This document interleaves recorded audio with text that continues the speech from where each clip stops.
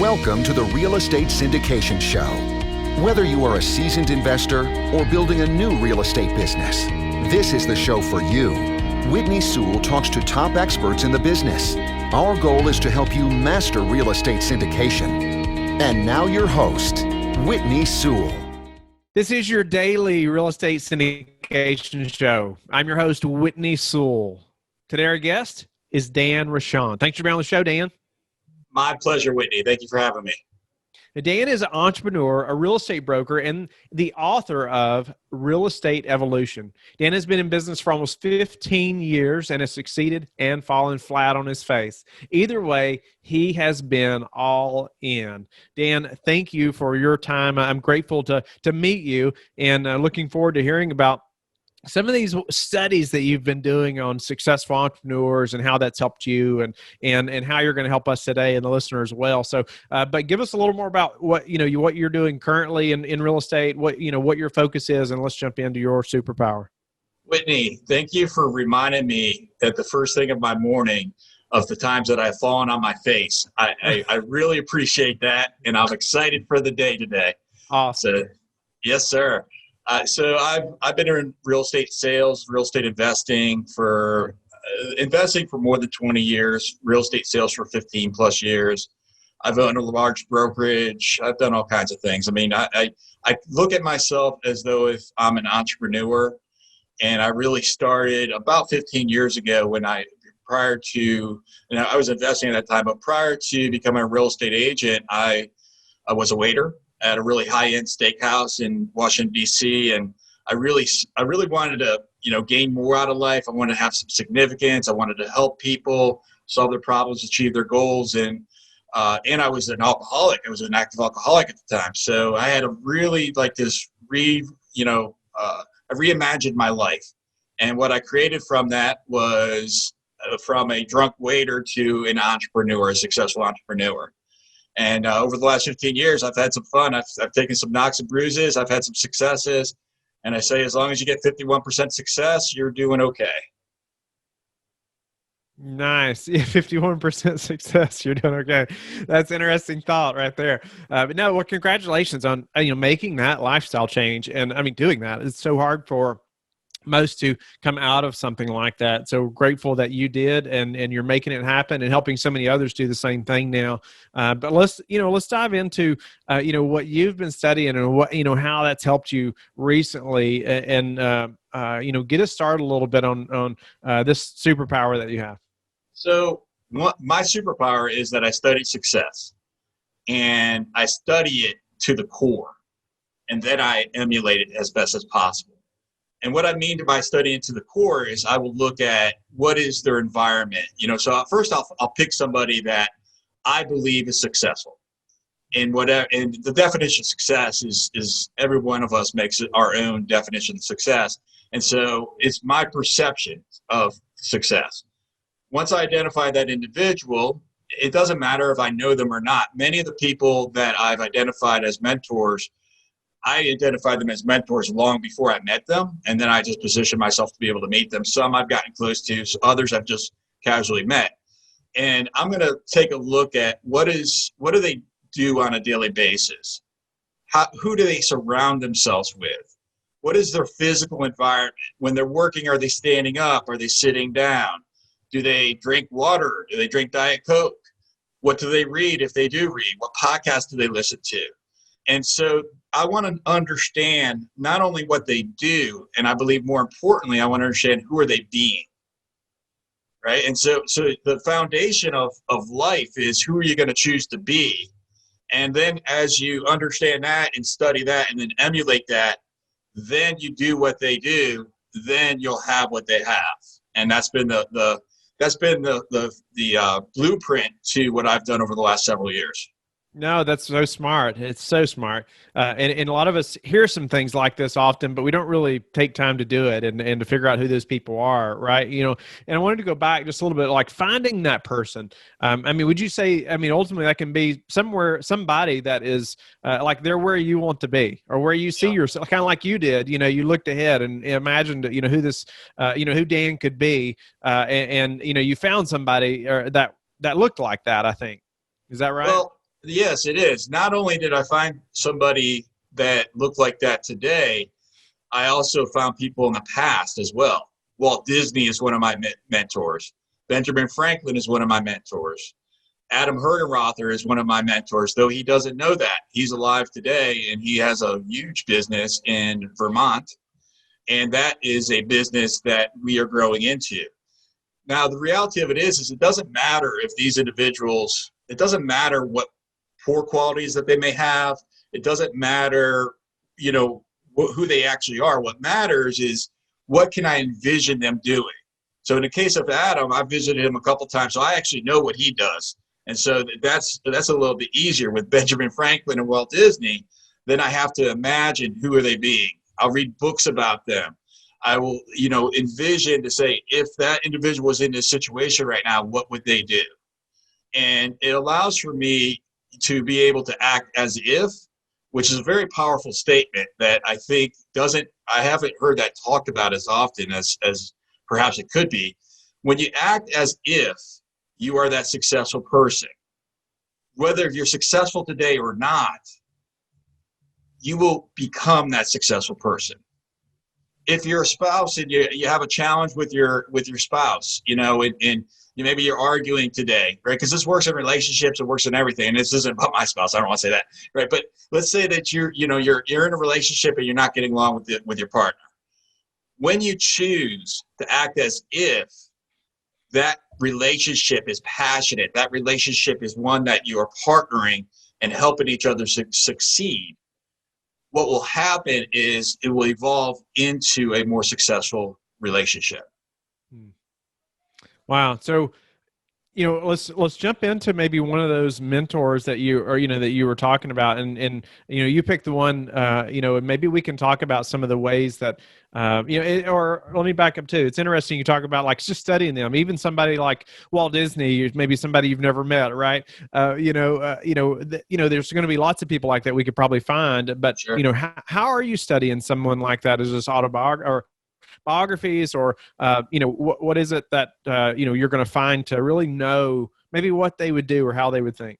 Some of it's imagination, and so sometimes it doesn't really matter what they actually would do. And imagine, if you can imagine what they would do, that is something that's empowering, something that will allow for you to think at a higher level. Then that in of itself is driving you forward. Now, for example, Adam, who is, real life today, Benjamin Franklin and Walt Disney were real life yesterday. Right. Adam, I've actually studied him more intimately because it's easier to do. So what I learned was that Adam runs the Ironman. And so 2 years ago, I began doing triathlons. Now, I have not yet worked my way up to an Ironman, and quite frankly, I don't anticipate that. I don't have that desire. Maybe a half Ironman. And so I chose to do that because, again, I look at the success, and I'm going to do everything as closely as possible as what they do. Now, that doesn't mean that I'm a broken person. I have to be somebody else. It's not that at all. It's about finding the good qualities that you want to take and leaving the bad. Walt Disney had a ton of bad qualities. So did Benjamin Franklin. Okay. And so both of them had tons of bad qualities. And so it's just leave that aside and then just, find the good things. Okay. Again, like going back to Adam, for example, health is a big priority of him. Fitness is a big priority for him. He wakes up early. I was up right now. It's the morning right now. I was up 4 hours ago. I've already been to the gym this morning. Okay, I've already meditated this morning. I've already read this morning. Now, a lot of times when people hear that, they sort of like, oh, whatever, because that seems hard. And it could be, because I don't do it every morning. Yet, if I can endeavor to do it more often, then then you're going to be further along than if you don't. No doubt about it. And I find that quality right there, getting up early and having a structured morning, is extremely common, amongst successful entrepreneurs. Not that all of them do that, because they don't, and it's not a requirement, but I do find that's a very common thing. Anything else? You said like you study what they do on a daily basis. What are a few things that stood out about, these three mentors, that they do on a daily basis, kind of like getting up early? They surround themselves with the right people. They define who is that right person.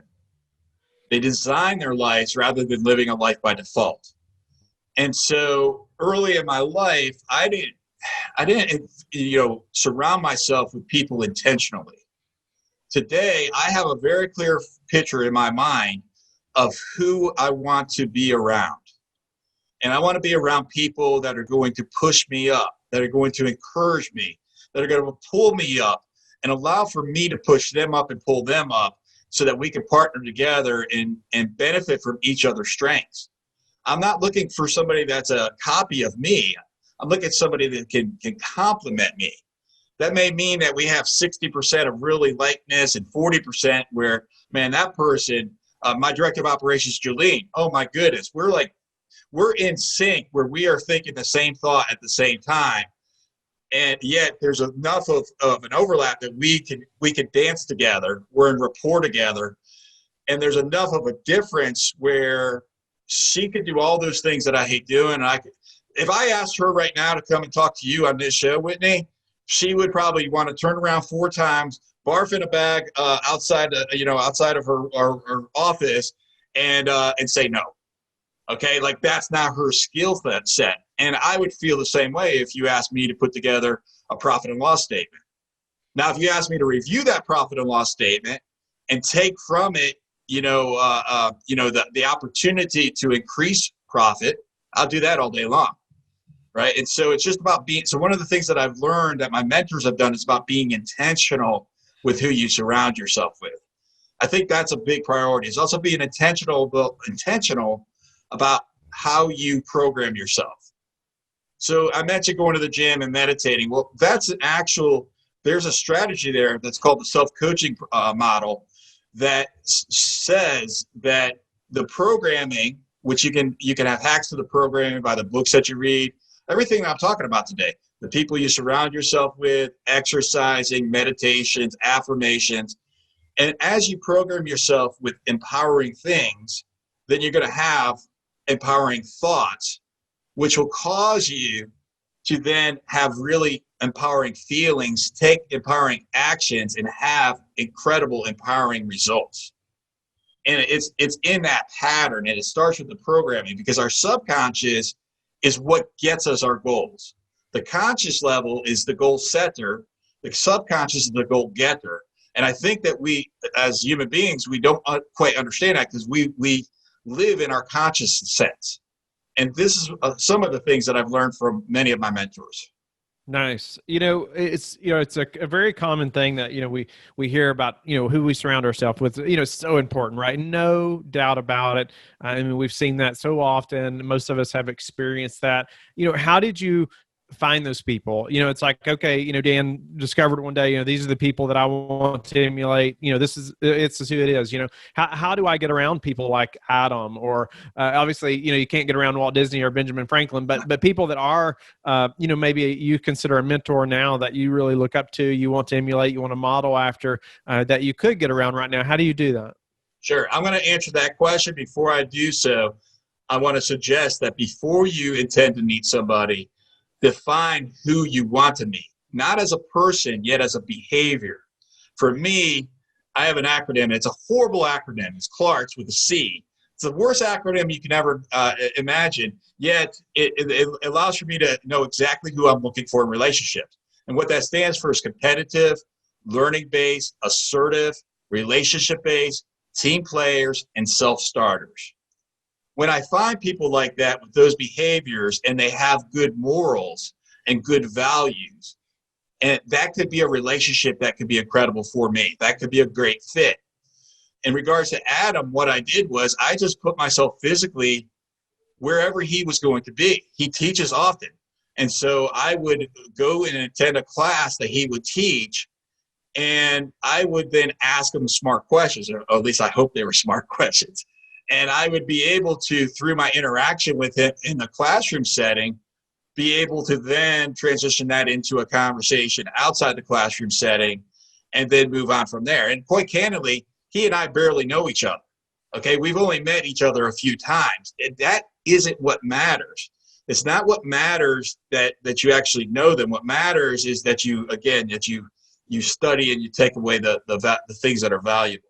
So if I was looking for, and I'm always looking for new relationships, just physically, if you can, put yourself in their world. Nice. No, that's awesome. And I think that's a mental block too. If you're thinking, or if the listener's thinking that, you have to spend time with that person every day, or you have to be around them weekly or things like that. It's interesting, if you can just learn a lot about them, these other entrepreneurs you're talking about, even people like Walt Disney or Benjamin Franklin that's no longer with us, you can still emulate things that they did to get them where they got, as far as what we consider or others consider successful. Any other things before we have to move to a few final questions, Dan? What any other like daily habits or daily things that you have learned from them, that have helped you to achieve success? Well, first, again, I go back to success as a perception, right? So I don't like to define that I've achieved success because in some areas of life I perceive that I have, and others I perceive that I'm still growing.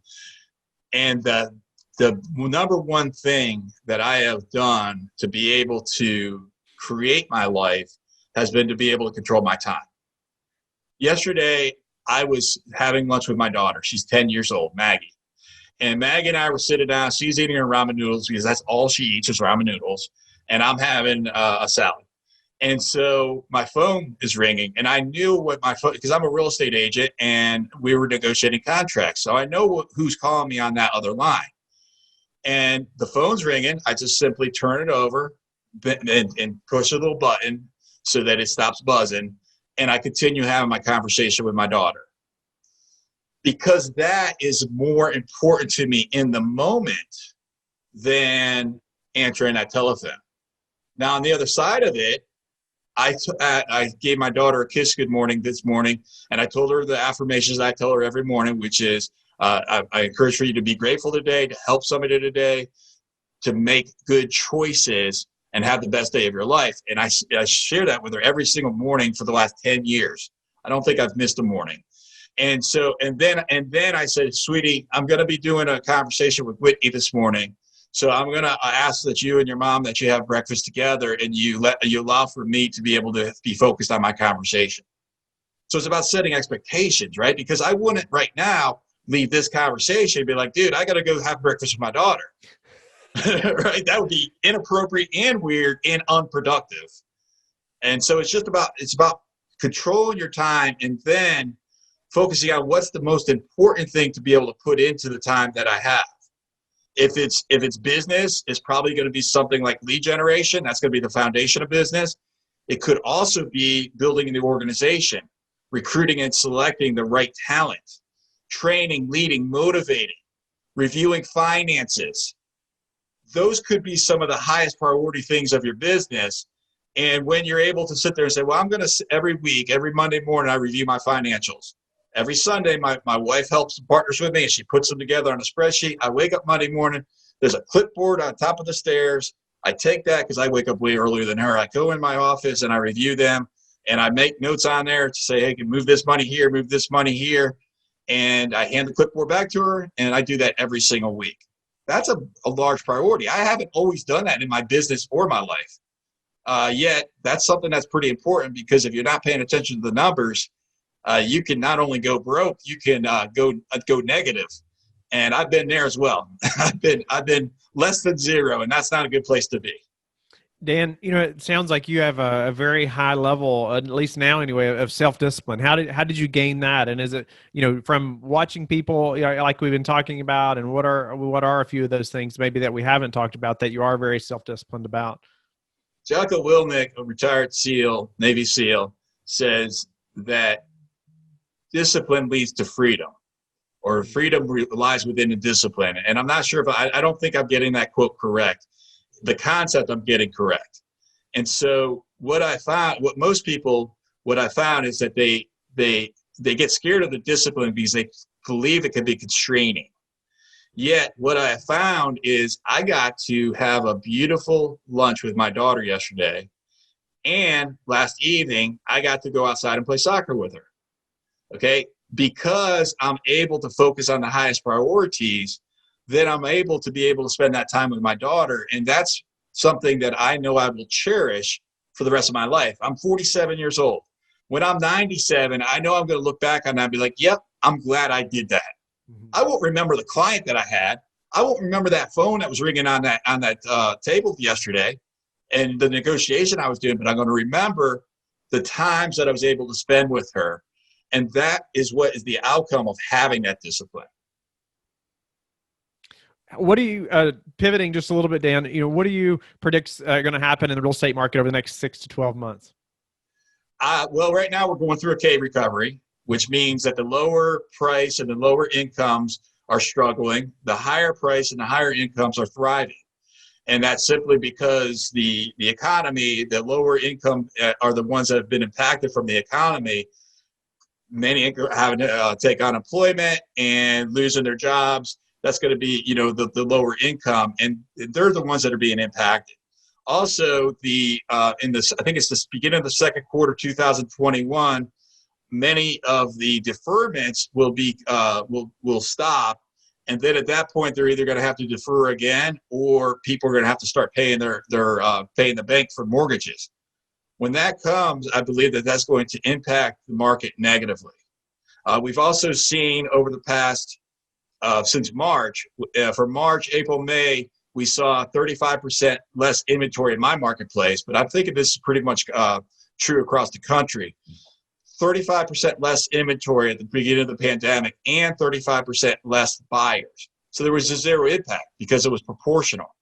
In June, June and July, what happened was we saw that the buyers went up and the sellers stayed down. As a result of that, prices increased. And so we're at the end of that price increase right now. And maybe it will still continue. I believe we're at the end of that price increase because what I'm seeing in the marketplace right now is I'm seeing more homes coming on the market. And as more homes come on the market, that's going to either push down the prices or drive them downward. If you're looking at, and so moving forward to next year, I believe that that's going to probably have a downward trend. If you're looking at commercial, one of the things that I wish I never bought was a commercial office building. And that's probably wouldn't be where I would be looking for commercial right now. Because now, we don't need the offices like we used to. If I'm looking at commercial investment, I'm probably looking at industrial. I'm looking at warehouse space, those types of things that are going to be more evergreen to the environment. I believe that you're always going to need some place to store granite. And, I believe that granite will most likely always be in demand. And so because of that to me, I feel more comfortable either with industrial or multifamily. I have not done multifamily, but I think I'd be comfortable with that if I was comfortable. I don't know if that makes sense. Dan, what's a way you've recently improved your business that we can apply to our business? A way that I've recently improved my business has been, I'm in the fortunate place right now of leverage. And so some may not be there at this point. So you may have to take a step back. And 2 years ago, I sold a brokerage, and then I started my business over again as a sales agent. When I did that for the first year and a half or so, I had to focus on building the foundation of an operations team. I had to focus on lead generation. I had to focus on the activities that are going to drive a future success. Today, I'm focusing on recruiting and selecting the right talent for that organization. And what I suggest that you could do today, that I'm doing today, is to take a second and look down the pathway to say, where do I want to be 2 years from now? And what do I need to do to get there? And imagine yourself 2 years from now and look backwards. And what did I have to do the second before then when I achieved the success?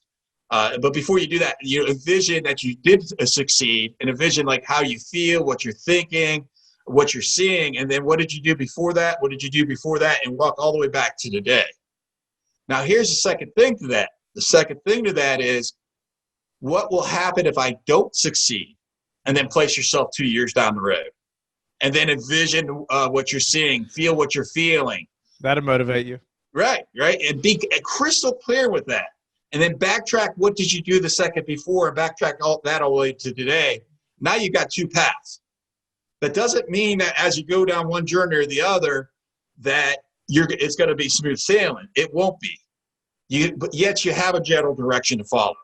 So that would be the one thing that I would recommend for somebody to do today that would be the most impactful in their business, is just look to the future. What's the number one thing that's contributed to your success? Time blocking. I've already mentioned it. Absolutely time blocking. Just being disciplined, doing the most. What's the one thing I could do today such that by doing it, everything else will become either easier or unnecessary. That's the general premise of a book written by Gary Keller and Jay Papasan called The One Thing. And it's a very easy read. It's a very quick book. And the concept has transformed my life. I asked that about everything. Before, I asked that about my health. I asked that about my spirituality, my fitness, what I eat. I don't always follow it with what I eat. And that's another opportunity for me. But I do ask the question, before I do take activity. And how do you like to give back? By teaching. So what I do is I hopefully will inspire others to live the greatness that they desire. And my intention is to open doorways for others. And I do so through my teaching, my mentorship, my writing, and the interactions that I have with other people. And I understand that if today I just impact one person to strive harder and they smile, then they may invest into another person, even if it's in a small way. And through that, we don't have to impact the world. We can impact the world one person at a time, and then make a difference for the world through a ripple effect of one to the next. And so that's something that I consider on a daily basis, on almost a moment-to-moment basis. Dan, I'm grateful to have met you and have you on the show. And I just think it's just great for all of us to hear these details that you've been studying and things that we should be looking for in people we want to mentor us, whether they know it or not. We can learn from them, and it's interesting to hear how you've learned from even people, that are deceased, but that were successful, and maybe how you determine them as successful, you study what they did so you can think like them, and just to help us to think like that. So grateful to have met you, and tell the listeners how they can get in touch with you and learn more about you. You can find me on Facebook. That's always an easy place. You can join the CPI community, which is a group that consistent predictable income for salespeople, that people could come on and mastermind with some of the top people in the industry, in the world, really. And you could always, the easiest way is just go to my website, danrochon.com. That's ROCHON,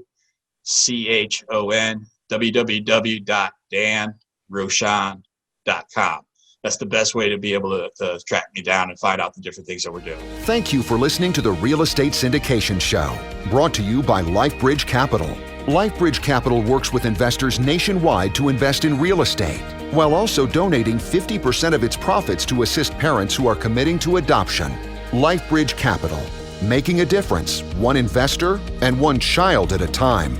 Connect online at www.lifebridgecapital.com for free material and videos to further your success.